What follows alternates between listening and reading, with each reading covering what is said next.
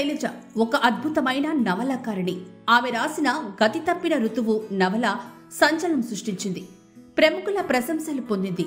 శైలజ అద్భుత కవయిత్రి కూడా. అంతర్లీనం, మెరికలు అన్న 2 కవితా సంకలనాలు వెలువరించారు. అంతేకాదండోయ్, ఆమె వ్యక్తిత్వ వికాసంపై మీ జీవితానికి మీరే చక్రవర్తి, ఇక విజయం మీ గుప్పెట్లో అన్న 2 పర్సనాలిటీ డెవలప్మెంట్ పుస్తకాలు రాశారు. మామిడాల శైలజ రాసిన పుస్తకాలు ఆంగ్లం, హిందీ తదితర భాషల్లోకి అనువదింపబడ్డాయి. అలుపెరగని కలం యోధురాలైన శైలజ సాహిత్య కృషిని మెచ్చి వివిధ సంస్థలు జాతీయ అవార్డులు ప్రదానం చేశాయి. ఆమె రాసిన గతి తప్పిన ఋతువు నవలకు గిడుగు రామమూర్తి పంతులు జాతీయ పురస్కారం, అంతర్లీనం కవితా సంపుటికి కొలకలూరి జాతీయ కవితా పురస్కారంతో పాటు కాళోజీ కవితా పురస్కారం, మహిళా పురస్కారం, ఉగాది పురస్కారం, ఇంకా ఇలాంటివెన్నో పురస్కారాలు అందుకున్నారు. వరంగల్ జిల్లా కరీమాబాద్లో జన్మించిన శైలజ జీవితంలో ఎన్నో కష్ట నష్టాలు, సమస్యలు దెయ్యాల్లా వెంటాడిన వేటగాడికి ఆమె ధైర్యంగా ఎదుర్కొన్నారు. నిరంతర శ్రమతో, కృషితో, పట్టుదలతో ప్రొఫెసర్ స్థాయికి ఎదిగారు. ప్రవృత్తిగా సాహితీ సేద్యం చేస్తూ అద్భుత ఫలాలు అందుకుంటూ సృజనాత్మక ప్రతిభతో రాణిస్తున్నారు. ఆమె గతి తప్పిన నవల నాటి తెలంగాణ గవర్నర్ తమిళసై ప్రశంసలు కూడా అందుకుంది. తెలుగు సాహిత్యంలో సృజన రాకెట్లో దూసుకుపోతున్న మామిడాల శైలజతో ముఖాముఖి. తెలుగు ప్రేక్షకులకు నమస్తే. అక్షరం కార్యక్రమానికి స్వాగతం. ఇవాళ మన స్టూడియోలో ప్రముఖ కవయిత్రి, నవల రచయిత్రి, వికాస నిపుణురాలు డాక్టర్ శైలజ గారు ఇక్కడ ఉన్నారు. ఆమెతో ఇవాళ ముఖాముఖి కొనసాగిద్దాం. నమస్తే మేడం. నమస్కారం సార్. మేడం గారు, మీరు అనేక రంగాల్లో నిష్ణాతులుగా ఉన్నారు. మరి మీతో ముఖాముఖి కొనసాగించే ముందు, మీరు కవయిత్రిగా అద్భుతమైనటువంటి కావ్యాలు రాశారు. ఒక కవితతో ఈ కార్యక్రమాన్ని ప్రారంభిద్దాం. తప్పకుండా అండి. మీరు ఒక మంచి కవిత చదవండి. ఎదురుచూపు. ఎన్నాళ్ళని ఎన్నేళ్ళని కట్టుబాట్ల ఇనుప కచ్చడాలతో, ఆచారాల ఆర్భాటాలతో నా కలలను నలిపేస్తావు. అండదండల పేరుతో అరదండాలు వేసి నాలోని సంగీతాన్నంతా శాశ్వతంగా సమాధి చేస్తావు. నీ కలల సాకారానికి నన్ను ఒక ప్రమిదను చేసి నీ ఆశల యజ్ఞానికి సమిదగా మారుస్తావు. ఈ సాంప్రదాయ బంధనాలను ఛేదించుకొని విశాల ప్రపంచంలోని అవకాశాలను అందిపుచ్చుకోవాలని నలువైపుల నుంచి కమ్ముకుంటున్న చీకట్లను చీల్చుకుంటూ స్వేచ్ఛా విహంగాన్నై దిగంతాలను సృష్టించాలని నా అశ్రుపూరిత చక్షువులు ఆశగా వేచి చూస్తున్నాయి. చాలా చాలా బాగుంది మేడం. థ్యాంక్ యూ అండి. అద్భుతమైన మోటివేషనల్ స్పీకర్ కదా మీరు. అందుకోసం కవిత్వంలో కూడా ఒక మోటివేషన్ ఆస్పెక్ట్తో, మరి మీ కవితల్లో, చాలా కవితల్లో వ్యక్తిత్వ వికాసానికి సంబంధించిన కంటెంట్ ఉంటుంది. అవునవును. అదేవిధంగా ఎక్స్ప్రెషన్ చాలా కొత్తగా ఉంటుంది. అవునండి. అది మీరు సాధనతో సాధించినటువంటి ఒక ఆత్మకళ కవిత్వం. మీరు కవిత్వం రాయడానికి ప్రేరణ ఎవరు మేడం? నేను కవిత్వం రాయడానికి ప్రేరణ ఖచ్చితంగా మా కుటుంబ సభ్యులనే చెప్తాను సార్. ఎందుకంటే చిన్నప్పటి నుంచి వెళ్ళి మా ఇంట్లో ఈ రచనా నేపథ్యం ఉంది. అంటే మీ తల్లిదండ్రులు లేక మా అన్నయ్యలు? మీ అన్నయ్యలు. నేను మొత్తం 7గురిలో 6వ దాన్ని. నాకు 3 అన్నయ్యలు, 1 తమ్ముడు, 2 అక్కయ్యలు అన్నారు. వాళ్ళందరూ కూడా రాసేవాళ్ళు, చదివేవాళ్ళే. చిన్నప్పటి నుంచి వెళ్ళి అన్నయ్య ఇంట్లోకి రకరకాల పుస్తకాలు తెస్తూ ఉండడం వల్ల వాటిని నేను చదవడం చిన్నప్పటి నుంచి స్టార్ట్ చేసేదాన్ని. అట్లా నా అభిరుచులకు తగ్గట్టుగా అన్ని బుక్స్ తీసుకొచ్చి ఇచ్చేవారు. చిన్ననాటి నుంచి చదువుతూ ఉన్నారు, రాస్తూ ఉన్నారు. ఏ వయసులో మీరు రచనలు చేయడం అనేటువంటిది ప్రారంభించారు? అంటే రచనలు చేయడం కొంచెం లేటే అండి. కాకపోతే చదవడం బాగా చదివేదాన్ని. చిన్న చిన్నగా పత్రికలకు చిన్న చిన్న క్వశ్చన్స్కి ఆన్సర్స్ రాయడం అలాంటివి, అప్పుడు ఆంధ్రభూమి అలాంటివి ఉండేది అన్నట్టు, వాటికి ఆన్సర్స్ రాయడం అట్లా ఉండేది. ఇక నేను ప్రతిలిపిలో జాయిన్ అయినప్పటి నుంచి వెళ్ళి 2010 నుంచి వెళ్ళి రెగ్యులర్గా రైటింగ్. ఇటీవల రచనలు విస్తృతంగా చేస్తున్నారు. అవునవును. అంటే ఈ రచనల గురించి, మీ రచనల గురించి, మీ వ్యక్తిత్వ వికాస పుస్తకాల గురించి తెలుసుకునే ముందు, మీరు ఏ ఊళ్ళో పుట్టారు, మీ తల్లిదండ్రులు ఎవరు, మీ నేపథ్యం గురించి కాస్త వివరించండి. వరంగల్లోని కరీమాబాద్ వాస్తవ్యురాల్ని. నాన్నగారు మామిడాల ధర్మయ్య, అమ్మగారు మామిడాల మల్లికాంబ గారు. మేము మొత్తం 7గురం అండి. 7గురిలో నేను 6వ దాన్ని. 3 అన్నయ్యలు, 1 తమ్ముడు, 2 అక్కయ్యలు. అక్కలు 2 గృహిణులు. ఇక అన్నయ్యలు అందరూ, అన్నలు తమ్ముళ్ళు అందరూ కూడా టీచింగ్ నేపథ్యం ఉన్న వాళ్ళే. మరియు అందరికి కూడా రచనలో ప్రవేశం ఉంది. రచన వ్యాసంగంలో అందరికీ ప్రవేశం ఉంది. అందరూ కూడా రాస్తూ ఉంటారు. ఆ విధంగా రెండవ అన్నయ్య, మూడవ అన్నయ్య, తమ్ముడు బాగా ప్రోత్సహించేవాళ్ళు. నువ్వు చాలా బాగా చదువుతావు కదా, బాగా మాట్లాడతావు, రాయడానికి ట్రై చెయ్యి అని చెప్పారు. మీరు ఎక్కడ చదువుకున్నారు ప్రాథమిక విద్య? నా ప్రాథమిక విద్య అంతా కూడా వరంగల్లోని కరీమాబాద్లోనే జరిగిందండి. ప్రాథమిక విద్య కానీ హయ్యర్ ఎడ్యుకేషన్ కానీ మొత్తం అంతా వరంగలే. పీజీ వరకు అక్కడే చేశాను. పీజీ వరకు, ఎంఫిల్, పిహెచ్డి కూడా కాకతీయ యూనివర్సిటీలోనే కంప్లీట్ చేశాను. పిహెచ్డిలో ఏ సబ్జెక్ట్ తీసుకున్నారు మీరు? ఉమెన్ ఎంపవర్మెంట్ త్రూ 73-74 అమెండ్మెంట్ అనే టాపిక్ మీద చేయడం జరిగిందండి. అంటే పంచాయతీరాజ్ అండ్ నగరపాలక సంస్థలలో ఉమెన్ పార్టిసిపేషన్ ఎలా ఉంది అనే అంశం మీద నేను రీసెర్చ్ చేయడం జరిగింది.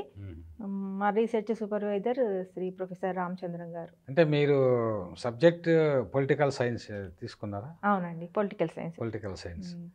మరి పొలిటికల్ సైన్స్ చదివి ఈ కవిత్వం రాయడము, నవలలు రాయడము, ఈ రచనలు చేయడము అనేటువంటి ఈ యొక్క టేస్ట్ మీకు ఎలా వచ్చింది? రాజనీతి శాస్త్రం అంటే అది నా వృత్తికి సంబంధించింది. ప్రవృత్తి పరంగా చూస్తే నాకు రైటింగ్ అంటే, రీడింగ్ అన్నా రైటింగ్ అన్నా చాలా ఇష్టం. దానికి తోడు కుటుంబ సభ్యుల సహకారం కూడా తోడైంది. ఆఫ్టర్ మ్యారేజ్ మా వారు కూడా చాలా ప్రోత్సహిస్తారు రాయడానికి అని. అది అలా నేను అంటే భాష పట్ల మీకు మమకారం ఏర్పడిందంటే, అంటే రచనలు చేయాలంటే భాష మీద పట్టు ఉండాలి, భాష మీద పట్టు ఉండాలి. మీరు చదివిందేమో పొలిటికల్ సైన్స్. పొలిటికల్ సైన్స్ అంటే ఆ భాష వేరు, రచనలు చేయడానికి కావాల్సిన భాష వేరు. మరి ఈ భాష పట్ల మీరు ప్రాక్టీస్ చేయడానికి ఏదైనా ప్రయత్నం చేశారా? అలా ఏం లేదండి, అది నాకు స్వభావ సిద్ధంగా వచ్చింది. సాధారణంగా సహజంగా వచ్చింది. మళ్ళీ అది మాతృభాష కదండి. అదే విధంగా నేను తెలుగు సంబంధించిన బుక్స్. ఈ క్వశ్చన్ ఎందుకు అడుగుతున్నానంటే, మీరు మీ స్టైల్ చాలా చక్కగా రాస్తారు. మీరు రాసే నవలలో కానీ ఎక్కడైనా చలం స్టైల్ వల్లనే నవలలు చదివాము మనం. అలాగా ఒక మంచి సొఫిస్టికేటెడ్ లాంగ్వేజ్, చదివించే సరళమైన భాష రాశారు. కాబట్టి ఈ యొక్క భాషా నైపుణ్యం మీకు ఎలా వచ్చింది అని అడగడం జరిగింది అన్నమాట. సహజంగా నేను రాస్తూ ఉంటే అదే నాకు పట్టుబడింది. ఎందుకంటే నేను చాలా బుక్స్ చదివి ఉన్నాను కదా, చిన్నప్పటి నుంచి చాలా వందలాది బుక్స్ చదివాను. మళ్ళీ దాని మీద అన్నయ్యలతో డిస్కషన్, ఏమైనా పొరపాటు ఉంటే వాళ్ళు నన్ను సరి చేయడము, అట్లా అన్నయ్యల ప్రోత్సాహం. అంటే మీరు స్త్రీలకు సంబంధించిన రచనలు ఎక్కువ చేశారు. అవునవును. మళ్ళీ స్త్రీవాద కవయిత్రులో కానీ లేదు నవలలు రాసిన వారిలో కానీ మీకు ఎవరంటే ఇష్టము, ఎవరి ప్రభావం మీ మీద ఉందని మీరు భావిస్తున్నారు? ఎక్కువగా ఓల్గా గారి చదివానండి, స్వేచ్ఛ అలాంటివి. రంగనాయకమ్మ గారి కూడా చదివాను. ఇక నాకు తెలియకుండానే వాళ్ళ ప్రభావం ఉందేమో అనిపిస్తుంది నాకు. మీ రచనల్లో కూడా ప్రోగ్రెసివ్ ఐడియాలజీ ఎక్కువగా ఉంటుంది. అవునవును. ఫెమినిజం దృక్పథం కూడా ఉంటుంది చాలా వరకు. డ్రైవింగ్ ఫోర్స్ అనేది మీ కవిత్వంలో కూడా కనిపిస్తుంది. ఫైర్ కావడము, లోకపటి అన్యాయాలు చూసి, స్త్రీలకు ముఖ్యంగా స్త్రీలకు జరిగిన అన్యాయాలు చూసి మీరు చాలా చోట్ల చాలా స్పందించి అద్భుతమైన కవితలు రాశారు. మీ కవితా సంపుటిలో కూడా అదే కనిపిస్తుంది. లెఫ్టిస్ట్ ఐడియాలజీ, ఫెమినిస్ట్ ఐడియాలజీ, మీరు పొలిటికల్ సైన్స్ ఎలాగ ఉంది కాబట్టి ఆ దృక్పథంతో రాస్తున్నారు. మొట్టమొదటి కవితా సంపుటి మీరు ఎప్పుడు వెలువరించారు మేడం? 2023 అక్టోబర్లోనండి. ఆవిష్కరించినటువంటి ఆ పుస్తకంలో కవితలు అంతర్లీనం అంతర్లీనము అనేటువంటి కవితా సంపుటి మీరు ఆవిష్కరించారు. ఈ అంతర్లీనములో మరి శీర్షిక చాలా బాగుంది, అంతర్లీనం అనేది. అంటే ఇన్వాల్వ్మెంట్, పొయటిక్ ఒక ఇన్వాల్వ్మెంట్ అనేటువంటిది అందులో కనిపిస్తుంది. ఈ అంతర్లీనములు మీరు మమేకమై అద్భుతమైన కవిత్వాన్ని సృష్టించారు. వస్తు వైవిధ్యము, శిల్ప సోయగము అందులో మనకు కనిపిస్తుంది. ఈ కవితలు రాయడానికి ప్రేరణ ఎవరు? కవితలు రాయడానికి ప్రేరణ ఖచ్చితంగా మా తమ్ముడు, మా అందరికంటే చిన్నవాడు, వెంకటేష్. తను కూడా చాలా బాగా రాస్తారండి. నేను ముందు నవల్స్ అండ్ స్టోరీస్ మీదనే దృష్టి పెట్టేదాన్ని, కానీ తను చాలా కవితలు చాలా బాగా రాస్తారు. కవితల మీద చాలా అది పట్టు ఉంది తనకి. తను అన్నయ్య అనేవాడు, కవితలు కూడా రాయి సిస్టర్, బాగా రాయగలుగుతావు నువ్వు అని నన్ను అట్లా ప్రోత్సహిస్తే నేను రాయడం మొదలుపెట్టాను. అంతకుముందు కవితల మీద నాకు అసలు దృష్టి లేకుండేది. అంటే భావోద్వేగాలను మనం అక్షర రూపంలో ఉన్న పెట్టాలంటే వాటిని కవిత్వం అక్షరం రూపంలో పెట్టాల్సిందే మనలో కథలో చెలరేగుతున్న కానీ నవలలో కానీ మనము ఆ భావోద్వేగాలు అంతగా పలికించలేకపోవచ్చు. అవునవును. అదే కథా వస్తువు వేరు, ఉమ్, కానీ ఒక హృదయగతమైనటువంటి భావోద్వేగాలను పలికించాలంటే అది కవిత్వమే సాధనం. కవిత్వమే సాధనం. మనం అవును. చాలా చక్కని కవిత్వం రాశారు మేడం. థ్యాంక్ యూ అండి. తర్వాత ఈ నవల రాయాలని ఎందుకు అనిపించింది? అందులోనూ ఒక ఎవరు చూడని, అంటే ఎవరు ఎంపిక చేసుకున్నటువంటి ఒక వస్తువుని తీసుకొని ఉమ్, మీరు నవలను రాశారు. అవునండి. మరి ఆ నవలను ఎందుకు రాయాలనిపించింది? దాని గురించి కాస్త వివరించండి. నేను ఒక దినపత్రికలో టర్నర్ సిండ్రోమ్ అనే సమస్య పైన చాలామంది అమ్మాయిలు బాధపడుతున్నారని ఒక ఆర్టికల్ చదివానండి. దీని మీద చాలా సాహిత్యం తక్కువగా ఉంది. టర్నర్ సిండ్రోమ్ ప్రాబ్లం అంటే ఇక్కడ ముందు తెలియాల్సి ఉంది. టర్నర్ సిండ్రోమ్ అంటే అమ్మాయిలు మెచ్యూర్డ్ కాలేరు, వాళ్ళ శరీర నిర్మాణం ఆ విధంగా ఉంటుంది. అందుకోసమని ఆ సమస్య వల్ల చాలామంది ఇప్పుడు పెరుగుతున్నది ఆ సంఖ్య భారతదేశంలో. ప్రతి 5,000కు ఒకరు చొప్పున ఈ ప్రాబ్లం బారిన పడుతున్నారు. కాబట్టి వాళ్ళను సమాజం చిన్న చూపు చూడడం, వాళ్ళు యాక్చువల్గా రజస్వల్ కాకపోవడం వల్ల తల్లి కాలేరు. సో దానివల్ల వాళ్ళకు పెళ్లి కాకుండా ఉండిపోతున్నారు. దానివల్ల వాళ్ళ అమ్మాయిల మానసిక వేదన వీటన్నిటిని గురించి నాకు రాయాలనిపించింది. ఎందుకంటే వాళ్ళు సమాజంలో అందరితో సమానంగా చూడలేకపోతున్నారు సమాజం వాళ్ళని. అందుకోసమని వాళ్ళను కూడా అందరితో సమానంగా చూడడం కోసం వాళ్ళలో మానసిక స్థైర్యాన్ని నింపే విధంగా రాయాలి అనిపించింది. మళ్ళీ ఈ విషయంలో సాహిత్యం చాలా తక్కువగా ఉంది, రైటర్స్ దీని మీద దృష్టి పెట్టాల్సిన అవసరం ఉంది అని అందులో రాయడం వల్ల నేను చాలా ఇన్స్పైర్ అయ్యాను. ఎలాగైనా అరుదైనటువంటి వస్తువు, చాలా రేర్. అది ఇంకోటి ఏంటంటే ఈ సమాజంలో స్త్రీల పట్ల అంటే వాళ్ళ బాలికల గురించి ఆలోచిస్తే అది చాలా అవసరం కూడా. అందుకే మీరు గతి తప్పిన ఋతువు అనే టైటిల్ పెట్టారు. ఆ పేరులోనే మరి సమస్య కూడా ధ్వనిస్తుంది. ఈ గతి తప్పిన ఋతువు రాసిన తర్వాత, దాని గురించి ఆవిష్కరించిన తర్వాత చాలా ప్రశంసలు వచ్చాయి, మీకు అవార్డు కూడా వచ్చాయి. చాలా వచ్చాయి. మీరు ఎలా ఫీల్ అవుతున్నారు ఆ విషయంలో? చాలా సంతోషం అండి. ఈ మంచి రెస్పాన్స్ వచ్చిందండి ఈ గతి తప్పిన ఋతువు రాసిన తర్వాత. అది ప్రతిలిపిలో అవార్డు విన్నింగ్ నవల. అండ్ దీనికి గిడుగు రామూర్తి పంతులు గారి అవార్డు, కొలకలూరి ఈనాగ్ గారి అవార్డు రావడం జరిగింది. ఇంకా చాలా మంది చాలా రకాలుగా ప్రశంసించారు, చాలా రేర్ టాపిక్ తీసుకున్నారు అని. మళ్ళీ రాయడంలో చాలా బాగా రాశారు, మళ్ళీ సందేశాత్మకంగా ఉంది, అలాంటి స్త్రీలలో ఆత్మస్థైర్యాన్ని నింపే విధంగా ఉంది అని చాలామంది నన్ను చాలా ప్రశంసలు ఇవ్వడం చాలా మర్చిపోలేని అనుభూతి అండి. చాలా మంది స్పందించారు కూడా. అవునండి. ఆ నవల గురించి డాక్టర్ జల్లి విద్యాధరరావు లాంటి ప్రముఖ కవులు కూడా పులకించి రాశారు, సమీక్షలు రాశారు. అంటే వస్తువు అనేటువంటిది ఇప్పుడు బర్నింగ్ ఇష్యూ కాబట్టి. ఇంకో విషయం ఏంటంటే ఒక ఈ సైకలాజికల్ పాయింట్, చాలా మంది భయపడుతూ ఉంటారు భవిష్యత్తు ఎలా అనేది. అమ్మాయిలే కాకుండా వాళ్ళ తల్లిదండ్రులు కూడా చాలా సఫర్ అవుతూ ఉంటారు. అమ్మాయికి పెళ్లి కావడం ఎలాగా, వాళ్ళ ఫ్యూచర్ ఎలాగా అని బాధపడుతూ ఉంటారు. ఈ సమస్యతో బాధపడే అమ్మాయిల తల్లిదండ్రులు ఈ నవలను చదివినప్పుడు ఇది ఒక పర్సనాలిటీ డెవలప్మెంట్ పుస్తకంగా వాళ్ళకి ఆ రకంగా కూడా ఉపయోగపడుతుంది. కొంతమంది ఇది అకాడమిక్ దాంట్లో కూడా దీన్ని చేర్చాలి అని కూడా కొందరు అభిప్రాయపడడం జరిగింది చదివిన తర్వాత. అంటే సిలబస్ లో చేర్చాల్సిన అవసరం ఉంది అని యూనివర్సిటీల్లో అది ఇవాళ ఏవేవో చేరుస్తూ ఉంటారు. అవునవును. కానీ ఇలాంటి బర్నింగ్ ఇష్యూస్ తో కూడినటువంటి ఒక మంచి పుస్తకాలను, ముఖ్యంగా మంచి నవల అది, ఆ నవలను చేర్చాలి. తర్వాత ఈ నవలను వేరే భాషల్లో కూడా మీరు అనువదిస్తున్నట్టుగా విన్నాము. అవునండి, దీన్ని వేరే భాషలో హిందీ అండ్ ఇంగ్లీష్ లో కూడా దీన్ని అనువదించడం జరుగుతుంది. ఇది భారతీయ భాషలు అన్నిటిలో రావాల్సిన అవసరం ఉంది. ఎందుకంటే ప్రతి ఒక్కరికి తెలియాల్సిన మొత్తం వరల్డ్ వైడ్ సమస్య కదా ఇది. మళ్ళీ డే బై డే ఈ ప్రాబ్లం ఇంక్రీజ్ అవుతుంది. సో అందువల్ల ఇది అందరికీ తెలియాల్సిన సమస్య. చాలా డిస్కషన్స్ జరగాలి దీనిపైన, పరిష్కార మార్గాలు వెతకాలి. సో గతి తప్పిన ఋతువు, అది చాలా, ఆ టైటిల్ చాలా అందంగా ఉంది. Thank you. ఈ నవల తర్వాత ఇంకే ఎలాంటి నవల రాయాలని చెప్పేసి ఏదైనా ప్లానింగ్ ఉందా మీకు? ప్లానింగ్ రాస్తున్నాను సార్, ఇంతకుముందు కూడా రాశాను, కాకపోతే ప్రింటింగ్లోకి రాలేదు. పరదేశిని పయనం ఎందాక అనే నవల, వెలివేత అనే నవల, ఓహో నెక్స్ట్ గ్రే డైవోర్స్ మీద అతీత అనే నవల ప్రస్తుతం ఓహో రాస్తున్నాను. పేర్లు బాగున్నాయండి, చాలా చక్కగా థ్యాంక్ యూ అండి. నవలల్లో రాసేటువంటి వాళ్ళు ఈ కాలంలో మృగ్యమైపోతున్నారు రాను రాను. అవునవును. ఒకప్పుడు బ్రహ్మాండంగా రాసేటువంటి వాళ్ళ స్త్రీలు ఆ. ఇప్పుడు ఇటీవల కాలంలో చాలా తక్కువగా వస్తున్నాయి అంటే నవలలు. చదివే వాళ్ళు కూడా తగ్గిపోయారు కదండి, ఆ. మొత్తం సోషల్ మీడియా అవన్నీ పెరిగిపోవడం వల్ల ఉమ్.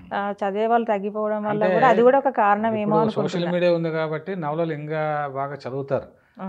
ఇప్పుడు కినిగేను ఆ, తర్వాత yes, yes. అమెజాన్ లో పెడితే మొత్తం అవును. ప్రపంచవ్యాప్తంగా ఒకప్పుడు చాలా తక్కువగా ఉండేది. మన పుస్తకాలు మనం అచ్చు వేసుకొని ఉమ్. కొంతమందికి ఇచ్చేవాళ్ళము. అవును. ఇవాళ లక్షలాది మంది చదివే అవకాశాలు ఉన్నాయి. ఇది అవునండి. చాలా మంది తెలియకపోవచ్చు.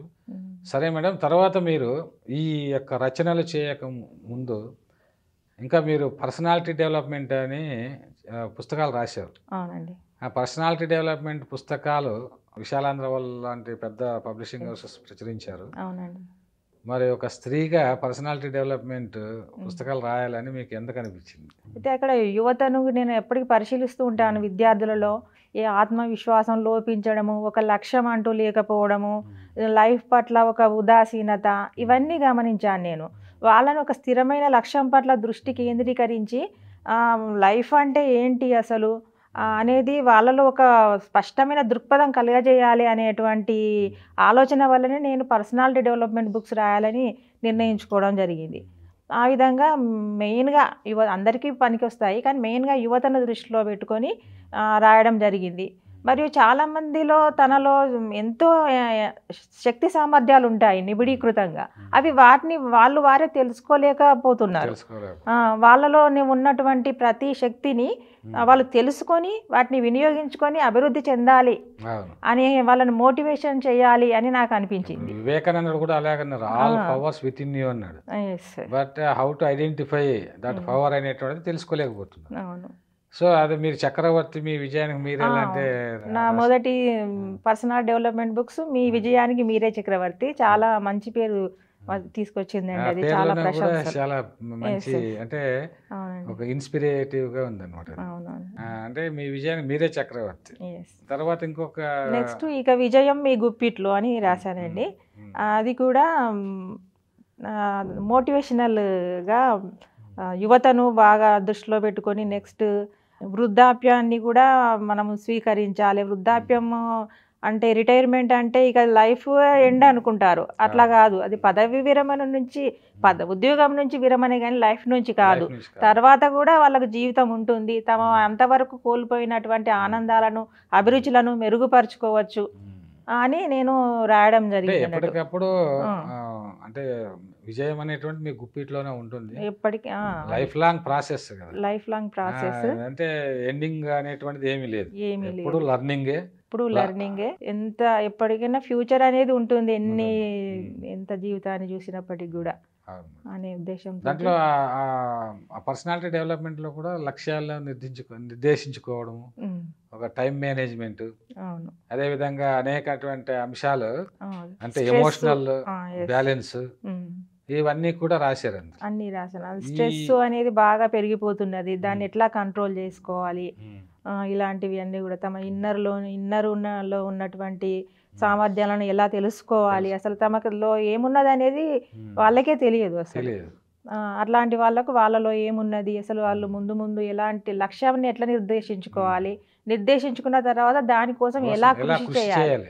ఓన్లీ లక్ష్యం ఉంటే చాలదు, దాన్ని కృషి చేసే పద్ధతులు, అంచెలంచెలుగా ఏ విధంగా ఎదగాలి. చాలా మంది లక్ష్యాలు అందరికీ ఉంటాయి, బట్ చాలా మంది కృషి చేయరు. అంటే గోల్ రీచ్ కావాలంటే హార్డ్ వర్క్ చేయాలి. హార్డ్ వర్క్ నేచర్ చాలా మందికి లేదు, టైం చాలా మంది వేస్ట్ చేస్తుంటారు. అదొకటి. కాలం గురించి కూడా రాశాను. టైం అనేది చాలా ఇంపార్టెంట్. మనం కోల్పోయిన ఒక్కొక్క నిమిషం భవిష్యత్తులో మన జీవితాన్ని ఏదో విధంగా నష్టం చేకూర్చవచ్చు అనే ఉద్దేశంతో కాలాన్ని సద్వినియోగం చేసుకోవాలి అని కూడా రాయడం జరిగింది. ఈ విధంగా రకరకాల టాపిక్స్ను ఇందులో స్పృశించడం జరిగిందండి. ఒక పక్కన మీరు కవిత్వం రాస్తున్నారు, మరో పక్క నవలలు రాస్తున్నారు, sir. ఇంకో పక్క వ్యక్తిత్వ వికాస పుస్తకాలు రాసి అవునండి. మరి చాలా మందిని మోటివేషన్ చేస్తున్నారు. అవునండి. అంటే మీ పర్సనాలిటీ డెవలప్మెంట్ కూడా చాలా అద్భుతంగా జరిగింది. అవునండి. అంటే ఒక రైటర్ అంటే గ్రేట్ మోటివేటర్ అన్నమాట. రైటింగ్ అంటే నథింగ్ బట్ మోటివేషన్. Yes. ఇలా మీరు ఒక మంచి క్రమశిక్షణతో ఒక స్త్రీగా Sir. మామూలుగా మరి ఒక ప్రొఫెసర్ లెవెల్కి రావాలంటే Sure. సామాన్య మధ్యతరగతి కుటుంబంలో పుట్టినటువంటి స్త్రీలు Sure. ఎంతో పట్టుదల ఉంటే తప్ప ఈ స్థాయికి వెళ్ళరు. మీరు ఈ స్థాయికి వచ్చిన తర్వాత Sure. మీతో పాటు Mm. మీ అబ్బాయిని కూడా మరి ఒక కవిగా మార్చారని విన్నాను. Sir. మీ అబ్బాయి గురించి చెప్పండి. నాకు ఒక బాబు అండి, ధ్రువ. బీటెక్ చదువుతున్నాడు. నల్ల ధ్రువ. నల్ల ధ్రువ బీటెక్ చదువుతున్నాడు. తనకు కూడా చిన్నప్పటి నుంచి వెళ్ళి సాహిత్యం అంటే చాలా ఇష్టం. మొదటి నుంచి వెళ్ళి నా బాటలోనే నడుస్తూ ఉంటాడు. అదేవిధంగా తను కూడా చుట్టూ ఉన్న వాతావరణాన్ని చూసి ఇన్స్పైర్ అయ్యి వాటిని చెప్పాలి అనే ఉద్దేశంతో రాయడం మొదలుపెట్టింది అన్నట్టు.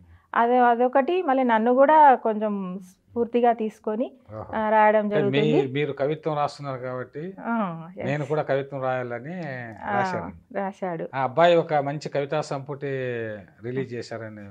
అవునండి, బ్లాక్ అండ్ వైట్ రెయిన్బో అని అబ్బాయి రాశాడు. చాలా పేర్లోనే మంచి అంటే ఒక సౌందర్యం ఉంది. Black and white rainbow. దాన్ని కూడా రెయిన్బో కాదు, బ్లాక్ అండ్ వైట్ రెయిన్బో. దాన్ని కూడా పలు భాషల్లోకి అనువదించే ప్రాసెస్ జరుగుతూ ఉన్నదండి. అంటే అబ్బాయి కవిత్వం రాయడానికి మీరు కారకులు అనుకుంటాను. కవిత్వం గురించి మీ ఇంట్లో ఎప్పుడైనా డిస్కషన్ చేస్తుంటారా మీరిద్దరు? మేమిద్దరం చేస్తూ ఉంటాం. ప్రతి దానికి మేము డిస్కషన్ చేసుకుంటూ ఉంటాము. ఆ విధంగా బాబును ఎప్పటికప్పుడు ఇంప్రూవ్ చేసే విధంగా చూస్తూ ఉంటాను నేను. పలు విషయాల మీద డిస్కషన్ చేసి ఫలానా అంశం మీద ఈరోజు పేపర్లో ఇలా వచ్చింది, వార్తల్లో ఈ వార్త వచ్చింది అని చెప్పి మేము డిస్కషన్ చేస్తూ ఉంటాము. బాబు కూడా తను చదివిన బుక్స్ గురించి వాటి గురించి నాతో డిస్కస్ చేస్తుంటా. ఇది నిరంతరం జరుగుతూనే ఉంటుంది. మీ యొక్క వ్యక్తిత్వం ఆ అబ్బాయి పైన చాలా ప్రభావం చూపింది. ఎందుకంటున్నా అంటే ఇవాళ తల్లిదండ్రులు ఎంత గొప్ప ప్రొఫెసర్స్ అయినా, ఎంత పెద్ద ఉద్యోగాలు చేసినా పిల్లలు ఆ మార్గంలో నడవడం అనేది చాలా కష్టం. అవునవును. ఈ బీటెక్లు ఎంటెక్లు ఇవి చేసుకొని అంటే ఈనాటి సమాజము, ఈ గ్లోబల్ సమాజంలో వేరే ఇన్ఫ్లుయెన్సెస్కి వాళ్ళు అట్లా బానిసలు అయిపోతారు. కానీ రచనా రంగంలో రావడం అనేది గొప్ప విషయం. మీరు ఎలా ఫీల్ అవుతున్నారు మీ అబ్బాయి మంచి కవిగా ఎదగడం పట్ల? చెప్పలేనండి, చాలా సంతోషంగా ఉంది. తను కూడా నా బాటలో నడవడము, సాహిత్యం పట్ల అభిరుచి పెంచుకోవడము అనేది నాకు చాలా హ్యాపీగా అనిపిస్తూ ఉందండి. ఇంకా ఎదగడానికి చాలా నేర్చుకోవాలి ఇంకా బాబు. ఇప్పుడిప్పుడే కదా మొదలు పెట్టేది. అంటే మీరు చెప్పేదాన్ని బట్టి చూస్తే మీ ఫ్యామిలీలో మీ బ్రదర్స్ అందరూ కూడా మీకు చాలా సపోర్ట్ చేస్తున్నారు. అవునండి. అంటే మీరు చిన్ననాటి నుంచి కూడా మిమ్మల్ని ప్రోత్సహిస్తున్నారు. మీ బ్రదర్స్ ఏం చేస్తుంటారండి? బ్రదర్స్ అందరూ కూడా టీచింగ్ నేపథ్యమే సార్. పెద్దన్నయ్య హెడ్ మాస్టర్ చేసి రిటైర్ అయ్యారు. రెండవ అన్నయ్య, మూడవ అన్నయ్య కూడా టీచర్సే. బ్రదర్ కూడా స్కూల్ అసిస్టెంట్. మీరు ఇప్పుడు ఎక్కడ పనిచేస్తున్నారు మేడం?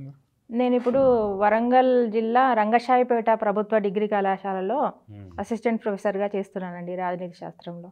అంటే అక్కడ మీ తోటి కొలీగ్స్ మీ రచనల పట్ల చాలా అద్భుతమైన స్పందన ఉంటుంది సార్. ప్రతి ఒక్కరూ నా బుక్స్ అడిగి మరీ చదివి దాని మీద డిస్కషన్ చేయడం, ఎలా రాశారు మేడం, మీరు మా కాలేజీలో మా కొలీగ్ కావడం మాకు చాలా హ్యాపీగా ఉన్నది, మీరు ఇంత గొప్ప కవయిత్రి మాతో కలిసి వర్క్ చేస్తుందంటే మాకు చాలా సంతోషంగా ఉంది అని అంటూ ఉంటారండి. మా ప్రిన్సిపాల్ గారు కూడా చాలా నన్ను మోటివేట్ చేస్తారు. మీరు మోటివేషన్ అంటే గుర్తొచ్చింది. మీరు మోటివేషన్ ఒక రేడియోలో కూడా మోటివేషన్ స్పీకర్గా ఉన్నారా అని విన్నాను. టోరీ వీడియోలో నేను ప్రసంగించడం జరిగింది, ఇంటర్వ్యూ తీసుకోవడం జరిగింది నాది. దాంట్లో ప్రసంగించడం జరిగిందండి. ఏ విషయాల మీద మీరు మోటివేషన్ చేశారు మేడం? పర్సనాలిటీ డెవలప్మెంట్ విషయాల మీద. అంటే నాలుగు గోడల మధ్య కేవలం ఏదో జీతం కోసము ఉపన్యాసకరాలుగా కాకుండా లక్షలాది మందికి మీరు అంటే మీ రచనల ద్వారా పర్సనాలిటీ డెవలప్మెంట్, రేడియోల ద్వారా అంటే అనుభవం దీనంతా కూడా సమాజంకి మీరు అందజేస్తూ ఉన్నారు. అవునండి. అంటే teacher is builder of the nation అన్నట్టుగా ఎస్ సార్. చాలా సంతోషం. థ్యాంక్ అంటే ఈనాటి యువతకు సార్. మామూలు మహిళలు చాలామంది అమ్మాయిలు ఎస్. ఆత్మహత్యలు చేసుకోవడము చిన్న చిన్న విషయాలకి, అవును. చదువును మధ్యలో మానేయడము, వరకట్నము ఇలాంటివి ఏదో అంటే ఇంట్లో వేధిస్తున్నారని చనిపోవడం ఇలాంటి చేస్తారు. అలాంటి యూత్కి పర్టికులర్గా లేడీస్కి మీరు ఇచ్చే సందేశం ఏంటి? ముందుగా అలాంటి యువతకు నేను చెప్పేది ఏంటంటే జీవితం చాలా విలువైనది అని ముందు గ్రహించాలి. అది ఎన్నో జన్మల పుణ్య ఫలితంగా మనకి మానవ జన్మ లభించింది. దీన్ని వృధా చేసుకోవద్దు. ఏదో చిన్న చిన్నవి వచ్చాయి అని, చిన్న చిన్న కష్టాలు ఆటంకాలు వచ్చాయని అంతం చేసుకోవడము అనేది అది కరెక్ట్ అసలే కాదు. ఎందుకంటే ఇప్పుడు చిన్న కష్టం వచ్చినా కానీ భవిష్యత్తులో మన కోసం ఇంకేం దాచిపెట్టి ఉంచిందో, కాబట్టి ఆ చిన్న కష్టాలను అప్పటికప్పుడు మనల్ని కలత పెట్టినా కానీ ధైర్యంతో వాటిని ఎదుర్కొంటే కంపల్సరీగా మీరు మీ గోల్ను అచీవ్ చేయగలుగుతారు. రాబోయే కాలంలో అరే నేను ఎందుకు ఇలా ప్రవర్తించాను, అలా సూసైడల్ థాట్స్ చేశానా అని మీరే పశ్చాత్తాపపడే రోజు వస్తుంది. ఎందుకంటే అలాంటి క్షణం వచ్చినప్పుడు తప్పనిసరిగా నిలకడగా ఉండాలి, ధైర్యంగా ఉండి అప్పుడు కొంచెం స్థిమితంగా సంయమనంగా ఉంటే ఆ దశను దాటి ముందుకు పోయే అవకాశం ఉంటుంది. కాబట్టి ఎట్టి పరిస్థితుల్లోనూ యువత ఏ చిన్న చిన్న వాటికి కూడా తట్టుకోలేని విధంగా సెన్సిటివ్నెస్ను పోగొట్టుకోవాలి. వాళ్ళు తమలోని శక్తులను తెలుసుకొని ఇన్ఫీరియారిటీ, సెన్సిటివ్నెస్, లైఫ్ పట్ల ఒక లక్ష్యం లేకపోవడము, ఇలాంటి వాటి వల్ల సమస్యను ఫేస్ చేయలేకపోవడం అనేది చాలా పెరిగిపోతున్నది. అందుకని ఆ సమస్య వచ్చినప్పుడు కొంచెం ఆగి ఆలోచించి సంయమనంతో ఆలోచించి నిర్ణయాలు తీసుకోవాలంటే వాళ్ళు ఆ దశను దాటి ముందుకు వెళ్ళే అవకాశం ఉంటుంది. రచయితలు, కవులు, రచయితలు కూడా అదే విధంగా కృషి చేయాలి. మేడం, మీరు కవిత్వము మెరికల్ లాంటి మెరికల్ని పెట్టారు, కవితా సంపద మెరికల్ లాంటి కవితలు రాశారు. లఘు కవితలు సార్, లఘు కవితలు.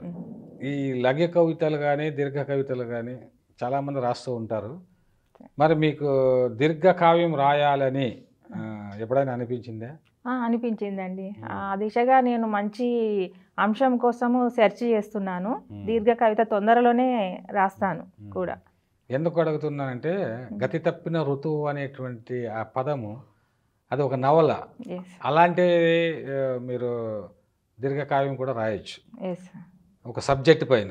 అంటే ఒక సబ్జెక్ట్ పైన దీర్ఘకావ్యం రాయడం అంటే ఒక మీకు మంచి భావుకత ఉంది కాబట్టి అద్భుతమైన కవితా సంపుట రావడానికి అవకాశం ఉంటుంది. అలాగే మీరు గజల్స్ కూడా ఈ మధ్యలో చూశాను నేను. గజల్స్ స్టార్ట్ చేశానండి. చాలా ఇంట్రెస్ట్ అనిపిస్తుంది, చాలా బాగుంది ప్రక్రియ. ముందు ముందు వాటి మీద కూడా కాన్సన్ట్రేట్ చేయాలనుకుంటున్నా. త్వరలో మీ నుంచి ఒక గజల్ సంపుట ఆశించవచ్చు. తప్పకుండా రాయాలనుకుంటున్నా. ఎందుకంటే మీరు మంచి భావుకురాలు కాబట్టి ఫీలింగ్స్ కూడా బాగున్నాయి కాబట్టి గజల్స్లో ఎక్కువ ఆ యొక్క పెయిన్ కానీ ఆ ఫీలింగ్స్ కానీ చెప్పడానికి అవకాశం ఉంటుంది. కాబట్టి మీరు తప్పకుండా గజల్స్ రాయడానికి ప్రయత్నం చేయండి. తప్పకుండా రాస్తాను. అదేవిధంగా ఇప్పుడు మరి ఈ విద్యార్థులు, నేటి విద్యార్థులు, ఎందుకంటే మీరు పొలిటికల్ సైన్స్ బోధిస్తున్నారు, ఇప్పుడున్నటువంటి పాలిటిక్స్ ఇలా ఉంది ప్రపంచంలో మీరు చూస్తున్నారు. విద్యార్థులకు మీరు ఎలాంటి అంటే పాలిటిక్స్ చెబుతూ ఉన్నప్పుడు, పొలిటికల్ సైన్స్ చెబుతున్నప్పుడు మరి మాకియావెల్లీ లాంటి పొలిటికల్ లీడర్స్ కావాలా అని చెబుతున్నారా, లేకపోతే ప్లేటో సిద్ధాంతం చెప్తారా, ఏం చెప్తుంటారు మీరు? అన్నీ చెప్తాము, కానీ అంటే మాకియావెల్లీ ఏం చెప్పాడు, మాది రాజకీయాలకు నైతిక విలువలకు సంబంధం లేదు అని చెప్పారు. రాజకీయాల్లో ఉన్న వాళ్ళు నైతిక విలువల అవసరం లేదు, వాళ్ళు అశేష ప్రజల యొక్క ప్రయోజనం కోసం కొంతమంది యొక్క ప్రయోజనాలను ఫనంగా పెట్టవచ్చు అని చెప్తాడు. రాజనీతి విషయాలని చెప్తాను, ప్లేటో యొక్క పాలిటిక్స్ కానీ ఆదర్శ రాజ్యము ఇలాంటివన్నీ కూడా బోధిస్తూ ఉంటాను. ఏది చెప్పినా కానీ అసలు రాజనీతి శాస్త్రం యొక్క దాని లక్ష్యం ఏంటంటే మనిషిని ఒక ఉత్తమమైన పౌరుడిగా తీర్చిదిద్దడం. అందుకోసమని మనకు రాజ్యాంగం ప్రకారం ఉన్నటువంటి హక్కులు విధులు ఏంటివి, ప్రజాస్వామ్యంలో పౌరుని పాత్ర ఏంటి, ఓటు హక్కు విలువ ఏంటి, ఇలాంటి వాటన్నిటిని గురించి బోధించి వాళ్ళని ఒక సమాజంలో ఉత్తమమైన పౌరులుగా ఎదిగేటట్లు చూడడమే రాజనీతి శాస్త్రజ్ఞురాలిగా నా యొక్క లక్ష్యం అండి. ఎందుకంటే రాజనీతి అని నీతి అని ఉంది, రాజకీయాలు కూడా ఒక నీతి ఉండాలి కదా, ఏ శాస్త్రమైనా. అవును. ఇప్పుడు ఎందుకంటే ఫ్రెంచ్ విప్లవం రూసో రాసినటువంటి ఇమెయిల్ అనే ఒక గ్రంథం ద్వారా ఫ్రెంచ్ విప్లవం వచ్చేసి. అవును. సో ఆ నైతిక విలువలు అనేటువంటి ఉండాలి. అతను ఇప్పుడు డెమోక్రసీ అంటే same lesson naked brutal and exploitation అంటారు. ప్రత్యక్ష క్రూర నగ్న దోపిడీ ప్రజాస్వామ్యం అంటే అని చెప్పారు ఆ రోజుల్లో. ఇప్పుడు అది కనిపిస్తుంది. మార్క్స్ కూడా ఆ రోజులో మానవ సంబంధాలు మార్కెట్ సంబంధాలు, కానీ మనం అప్పుడు నమ్మలేదు. ప్రేమ ఉంది ఏంది ఆ దేశాల్లో అనుకున్నాం, కానీ ఇవాళ అన్ని జరుగుతూ ఉన్నాయి, మనం చూస్తూ ఉన్నాం. ఎక్కడ చూసినా అన్ని ఆర్థిక సంబంధాలే, మానవ సంబంధాలు ఆర్థిక సంబంధాలుగా మానవీయ సంబంధాలుగా లేవు. కానీ మీరు మీ నవలలో అంతా కూడా అంటే ఆ నవలలో ముందమాటలు రాసినటువంటి వాళ్ళు కానీ ఆ నవలలో మానవ సంబంధాల పట్ల చాలా స్పందించారు. మానవ సంబంధాలు, నైతిక విలువలు ఇవన్నీ కంపల్సరీ ఉండాలి అని చెప్పేసి రాశారు. దానికి కారణాలు ఏంటి? అంటే మనిషిలో రాను రాను కూడా నైతిక విలువలు మృగ్యమైపోతున్నాయి. ఒక సాంకేతిక జీవిగా, ఒక కృత్రిమంగా తయారైపోతున్నాడు మనిషి. అతనిలో కానీ ప్రేమతత్వము, సహకారము ఇలాంటివి నశించిపోతున్నాయి. అందుకని మనిషిగా మానవత్వం ఉన్న మనిషిగా రూపొందించాలి అనేటువంటి నాలో ఉన్న ప్రగాఢమైన వాంఛే నన్ను ఇలాంటి బుక్స్ రాయడానికి ప్రేరేపిస్తూ ఉంది అనిపిస్తుంది. మీకు తెలియకుండానే ఒక పాజిటివ్ యాటిట్యూడ్ అనేటువంటిది మీ పర్సనాలిటీ డెవలప్మెంట్ లో జరిగింది. అది మీ కుటుంబ నేపథ్యం వల్ల జరిగింది అని భావిస్తున్నారా మీరు? తల్లిదండ్రుల ప్రభావము? నా తల్లిదండ్రుల ప్రభావము, మా ఫ్యామిలీ, గురువులు, మా అన్నదమ్ములు, అక్క చెల్లెళ్ళు అందరి ప్రభావం నాలో ఉందండి. మళ్ళీ కుటుంబంలో చిన్నదాన్ని కావడం వల్ల చాలా బాగా నన్ను ప్రత్యేకంగా గారాభంగా పెంచారు. సో ఆ కుటుంబంలో ప్రేమతత్వమే వసుదైక కుటుంబపు కాన్సెప్ట్ గా మారింది. అందులో గతి తప్పిన ఋతువులో చాలా వరకు మా ఫ్యామిలీకి సంబంధించిన అందులో నేను పరోక్షంగా నాలో నేను కనిపిస్తా ఉంటాను. సన్నివేశాల్లో కనిపిస్తా ఉంటాను. హీరోయిన్ పాత్ర కూడా మీరే అనిపిస్తుంది. అంటే ఆ విధంగా అంటే మానవీయ సంబంధాలు మెరుగుపరచాలనేటువంటి మీ రచనలో కనిపిస్తున్నటువంటి మెయిన్ కాన్సెప్ట్. తర్వాత మేడం మీరు చాలా అల్లారు ముద్దుగా పెరిగారు. సరే, మీ కుటుంబం చాలా, మీ అన్న తమ్ములు అంతా మీకు సపోర్ట్ ఉంది, మీ అమ్మ నాన్నలు ప్రేమతో పెంచారు. మీ జీవితంలో అంటే బాధాకరమైన సన్నివేశం కానీ లేదా అత్యంత సంతోషకరమైన సన్నివేశాలు ప్రతి వారి జీవితంలో ఉంటాయి. అలాంటి 2 సన్నివేశాలు మీ జీవితంలో ఉన్నవి తెలియజేస్తారని ఆశిస్తున్నాను. ఇక బాధాకర సన్నివేశాలంటే మా అమ్మ నాన్నలను కోల్పోవడం సార్. ఇప్పుడు ప్రస్తుతము లేరు వాళ్ళు. అలా కోల్పోయినప్పుడు నేను చాలా నా జీవితమే చేజారిపోయిందన్నంత విషాదంలోకి కూరుకుపోయాను. చాలా వరకు అన్నయ్యలు, అక్కయ్యల సహకారంతో మళ్ళీ మామూలుగా రికవర్ కావడం జరిగింది. ఇక అత్యంత సంతోషాన్ని ఇచ్చేది అని అంటే నాకు వృత్తిపరంగా కాకుండా ప్రవృత్తిపరంగానే గతి తప్పిన ఋతువుకు అది దాంట్లో ప్రతిలిపిలో క్యాష్ ప్రైజ్ వచ్చింది అని తెలియడంతో నేను చాలా అంతులేని సంతోషాన్ని అనుభవించడం జరిగింది. ఆ విధంగా నాకు సంతోషం.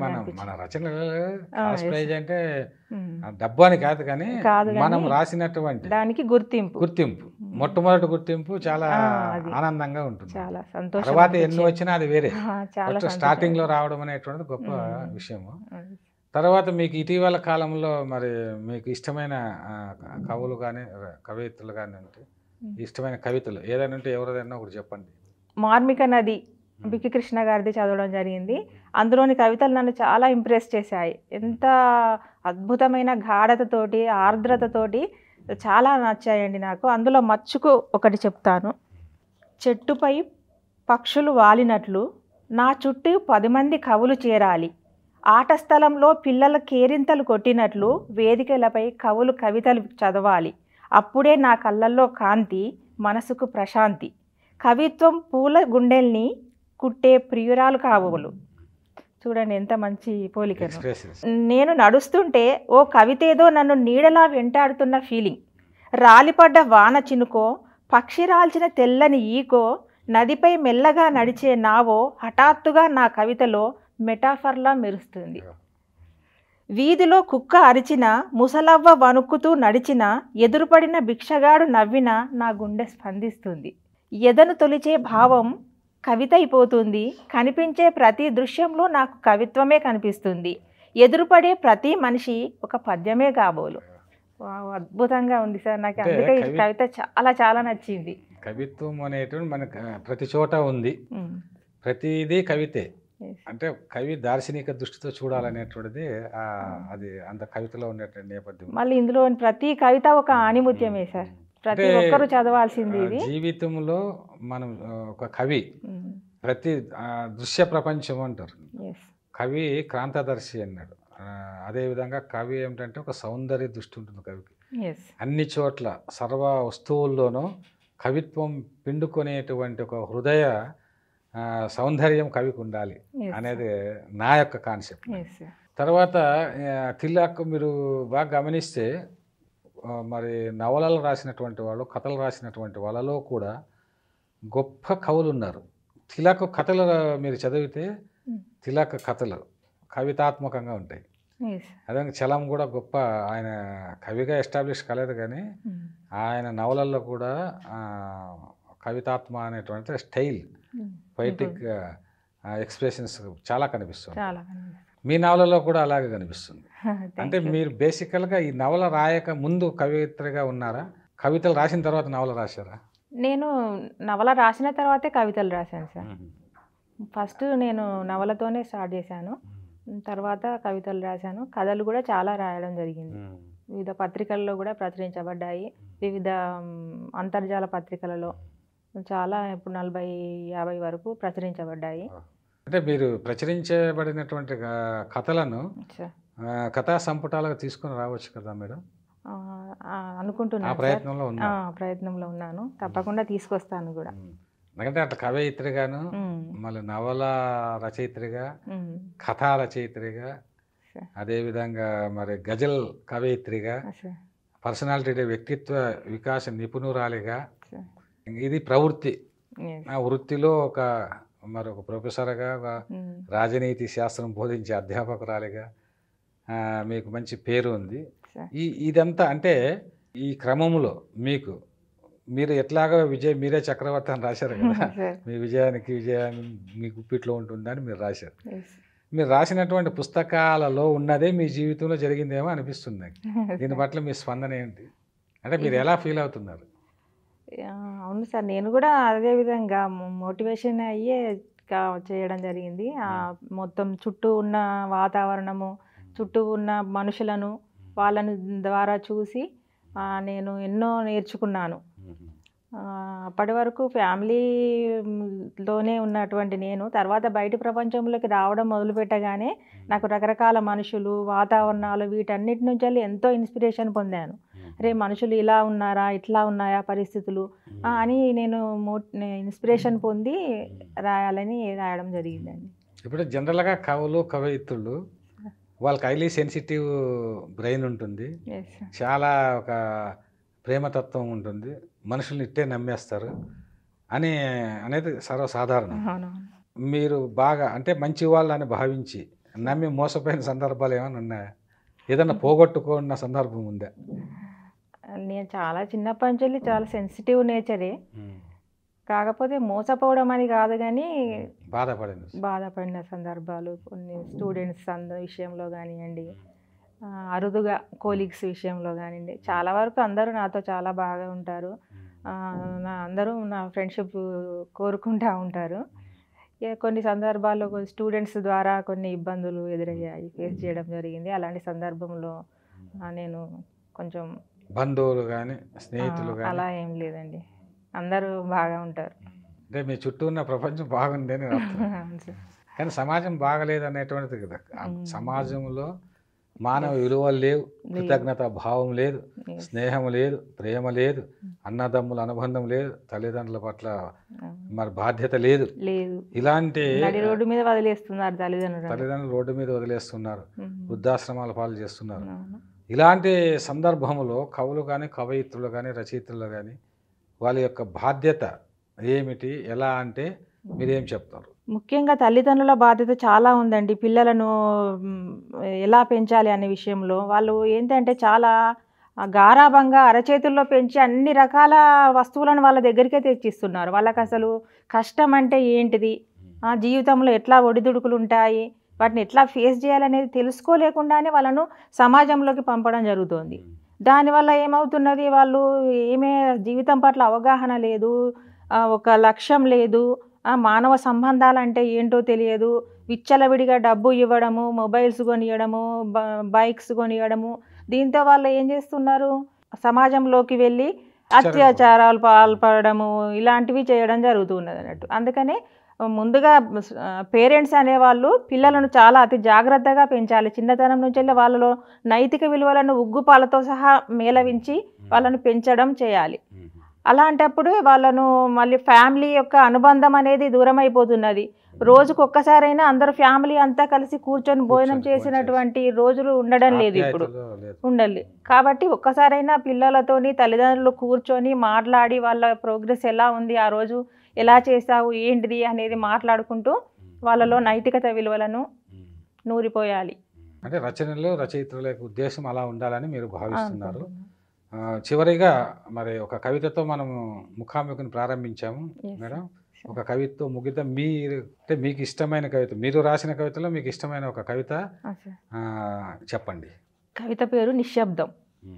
నీవు నా ధరికి చేరే సమయం కోసం గుండె లోతుల్లో గుబులుకొంటున్న జ్ఞాపకాలతో ఎదురు చూస్తున్నా. మనుగడ మృత్యువు మధ్య తడబడుతున్న బతుకు శకటాన్ని భారంగా నడుపుతూ జనన మరణ చట్రాన్ని జాగరూకతతో దాటుకుంటూ నీవు ఏతెంచే మార్గాన్ని దృగ్గోచరం గావించమని సప్తర్షి మండలంతో మొరపెట్టుకుంటూ మనోమందిరంలో పదిలంగా పరిఢవిల్లుతున్న నీ మధురోహల కలఘోషములను మనసారా ఆస్వాదిస్తూ ఆద్యంతాలు లేని ఆశల సౌరభాలను ఆత్మీయంగా తడుముకుంటూ రోజులు వత్సరాలు దశాబ్దాల పర్యంతం నిర్నిమేషంగా నిరంతరాయంగా నా కనుల కాసారంలో కన్నీటి దీపాలను వెలిగిస్తూ వేచి చూస్తూ ఉన్నా నీ కోసం. నిశ్శబ్దంగా వచ్చావు నీవు, కానీ నాలో శబ్దం లేదు. చాలా అద్భుతంగా ఉంది మేడం. ఎందుకంటే కనుల కాసారాలు, కన్నీటి దీపాలు మన ఈ పదబంధాలే చాలా చక్కగా ఉన్నాయి. కనులను కాసారంగా భావించడం అంటే కనులను చెరువుగా భావించడం, అందులో కన్నీటి దీపాలు అంటే ఈ ఇమేజెస్, ఈ భావచిత్రాలు మీ కవితల్లో చాలా మంచి పదబంధాలు, ప్రతీకలు, భావచిత్రాలు ఈ మీకు తెలియకుండానే ఇవన్నీ అలవోకగా మీ కవితల్లో జాలువారుతుంటాయి. ఇది మీ యొక్క గత జన్మ పుణ్యం అనుకోవాలి. అంటే భావనా బలం, కట్టమంచి రామలింగారెడ్డి గారు కవిత్వానికి భావనా బలం ముఖ్యమంటారు. కాబట్టి ఏదో ఒక మీకు తెలియని భావనా బలము మీలో ఉందేని మీ కవిత్వం ద్వారా రుజువు చేస్తూ ఉన్నారు. చాలా అద్భుతమైనటువంటి కవిత్వాలు రాస్తున్నారు. నవలలు ఎంత గొప్పగా రాస్తారో మీరు, కవిత్వం కూడా అలాగే రాస్తున్నారు. మీరు గజల్స్ కూడా చూశాను ఈ మధ్య, అద్భుతంగా రాస్తున్నారు. ఆ ప్రక్రియ ఇంకా కొనసాగించి భవిష్యత్తులో మీరు గొప్ప కవయిత్రిగా, అదే రచయిత్రిగా, నవలాకారిణిగా మరి ప్రపంచ ప్రఖ్యాతి పొందాలని చెప్పేసి నేను మనసారా ఆశిస్తూ ఆ దిశ, ఆ వైపు మీరు అడుగులు వేయాలని మీ జీవితంలో మీరు ఎందుకంటే విజయం మీ గుప్పిట్లోనే మీరే రాశారు కాబట్టి మీ విజయం మీ గుప్పిట్లోనే ఉందని తెలియజేస్తూ, మరి మీ విజయానికి మీరే చక్రవర్తి అని చెప్పేసి మీరు రాసినట్టుగా, అంటే స్త్రీలలో ముఖ్యంగా ఒక అవకాశం, భగవంతుడు మీకు మంచి అవకాశం ఇచ్చాడు కాబట్టి, మీలో ఆ యొక్క సృజనాత్మక శక్తి ఉంది కాబట్టి ఆ దిశగా మీరు ప్రయాణం చేయాలని కోరుకుంటూ మా స్టూడియోకి వచ్చి మీ యొక్క అనేకమైనటువంటి విషయాలు మనసు విప్పి మాట్లాడినందుకు మీకు కృతజ్ఞతలు, ధన్యవాదాలు తెలియజేస్తున్నాను. థ్యాంక్ యూ అండి. నన్ను ఈ విధంగా అందరికీ పరిచయం చేస్తూ ఈ అక్షరం వాళ్ళు మరియు తెలుగు వన్ ఛానల్ వాళ్ళకి మరియు మీకు మనస్ఫూర్తిగా ధన్యవాదాలు తెలియజేసుకుంటున్నాను. ధన్యవాదాలు మేడం. Thank you. ఇదండి ఈ వారం ముఖాముఖి. వచ్చే వారం మరొక కవితో లేక కవయిత్రితో ముఖాముఖి కొనసాగిద్దాం. అంతవరకు సెలవు.